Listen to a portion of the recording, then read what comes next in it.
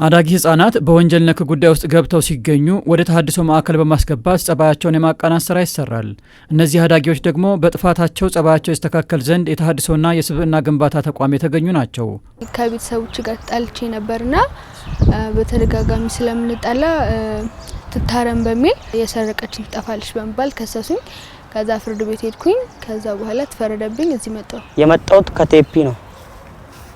በሰው ጋር ተጣልቼ ጥርሱን መትቼው ጥርሱ ሲወልቅበት ነው መጣው ወደዚህ ማለት ነው። ህፃናት ማረሚያ ተብሎ ዳኛው እንደነገረ ወደዚህ አመጣው። በወንጀል ነክ ጉዳይ ውስጥ ገብተው የተገኙ ህጻናት ማቆያና ተሃድሶ ተቋም እንዲገቡና አዳጊዎቹ የአመለካከትና የባህሪ ለውጥ እንዲያመጡ ብሎም የጸባይና ስብዕና ማቃናት የሚያስችሉ የስነ ልቦናና መደበኛ ትምህርቶች ይሰጧቸዋል። ባህሪ ለውጥ የሚሰራ ያው ሶሻል ወርከር ካውንስለሮች አሉ። በተለይም ደግሞ ከነዚህም በተሻለ መንገድ ደግሞ ፕሮፌሽናል ሳይካትሪስትም አለን። በግብረሰናይ ድርጅት በሳምንት 2 ቀን እየመጡ በጣም በተደራጀ መንገድ ልጆቹን ከገቡበት ትራውማ ስልጠናዎችን ውይይቶችን ያደርጋሉ፣ ካውንስል ያደርጓቸዋል። የሚሰጣቸው የተለያዩ አሳይመንቶች አሉ። እነዛን አሳይመንቶች በአግባቡ ፕራክቲካሊ ተግብረውታል አልተገበሩትም የሚለውን ክትትል ይደረጋል። እዚህም ቢሆን ደግሞ ራስን ለማዳመጥ በጣም አመቺ ቦታ ነው። በጣም ከምን ጊዜውም በላይ ራስን ታገኝበታለህ፣ ራስን ታዳምጣለህ። የጥሞና እዚህ ምንም የሚጎልህ ነገር የለም፣ ምንም የሚጎልብህ ነገር የለም። ተቋሙ የሚፈልገው መለወጥህን ብቻ ነው እና አንተ ደግሞ በቃ እዚህ ከገባ ከተጠቀምኩበት በጣም ምርጥ ተቋም ነው፣ ይረዳል። እዚህ ስመጣ ለህፃናት ምቹ በሆነ መንገድ ነው ያገኘሁት። በቃ አካባቢው ምናምን ደስ ይላል፣ አገልግሎቶቹ ምናምን ደስ ይላሉ። ምግቡ ራሱ በቃ ምቹ ነው ለህፃናት በሚሆን መንገድ በቃ ልጆቹ ምግቡን እንዳይጠሉት አካባቢውን እንዳይጠሉት ተደርጎ የተዘጋጀ ነው። የእጅ ስራ እንማራለን፣ ትምህርትም ያስተምሩናል፣ ኖርማል ትምህርት ማለት ነው እና የእጅ ስራ ምክንያቱም ከዚህ ወጥተክ ሌላ ሰርቀ ከምበላ ሰርተ እንደምበላ ምን ያህል ጥቅም እንዳለው የእጅ ስራ አሁን የማህበረሰብ ትስስርም እየላላና ከስነ ምግባር መጉደል ጋር ተያይዞ ወደ ህፃናት የተሃድሶ ማዕከል የሚያቀኑ አዳጊዎች በርከት እያሉ ስለመምጣታቸው ይነሳል። አዳጊ ህፃናትን የመንከባከብ በስነ ልቦናና በአካል የዳበሩ እንዲሆኑ በወላጆችና በሚያድጉበት አካባቢ ትኩረት አለመሰጠቱ ክፍተት እየፈጠረ ነው። አብዛኛው በተለያዩ ማህበረሰብ ክፍል ውስጥ የተለያዩ ክፍተቶች አሉ። እነዛ ክፍተቶች መሟላት ባለባቸው አካላቶች ሳይሟሉ ስለቀሩ ነው እነዚህ ህፃናቶች ለእንደዚህ አይነት ነገር የሚጋለጡት እንጂ ፈልገው ታስበውት ምናምን ነገር አይደለም። ልጆች ከቤተሰብ ጋር ያሉት ነገር አታችመንታቸው ጥሩ ቢሆን ልጆች ወደ ጎዳና አይወጡም። እነዚህ ልጆች ደግሞ ታዳጊ ናቸው፣ ምንም አለይቶ የሚያውቁ ልጆች አይደሉም። ስለዚህ ቤተሰብ ጋር ያለው ክፍተት ቢስተካከል እነዚህ ልጆች ወደ ውጭ የማይወጡ ሌላ ወንጀል ውስጥ ማይገቡ።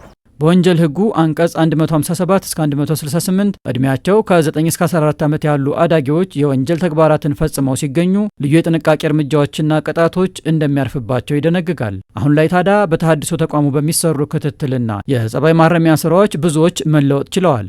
በማዕከሉ የመቆየታቸው ዓላማም ታዳጊ ህግ ተላላፊዎችን በማስተማር ከማህበረሰቡ ጋር መቀላቀል ነው። እዚህ ያሉትን ክፍተቶቻችንን በሙሉ አጥብበናል። እዚህ ቤት ከገባኝ በኋላ ማለት ነው።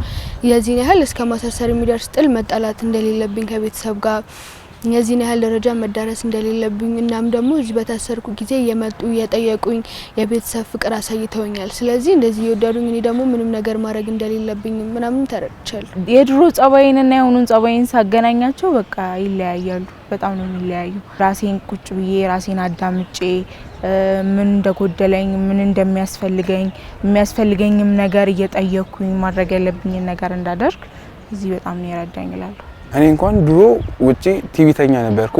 እዚህ እንኳን አሁን ግን ትግስተኛና ለሰው ሩሩ ሆኛለሁ። ምክንያቱም እዚህ ያስተምሩሃል፣ ይመክሩሃልም 100% ተለውጫለሁ ብዬ አስባለሁ። ወደ ቤተሰብ ሄዶ ስራ የሚሰሩ አሉ።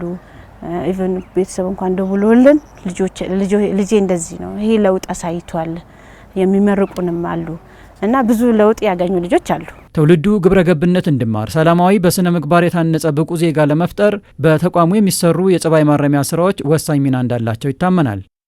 የተለያየ ሙያ አለ፣ የእጅ ሙያ ማለት ነው።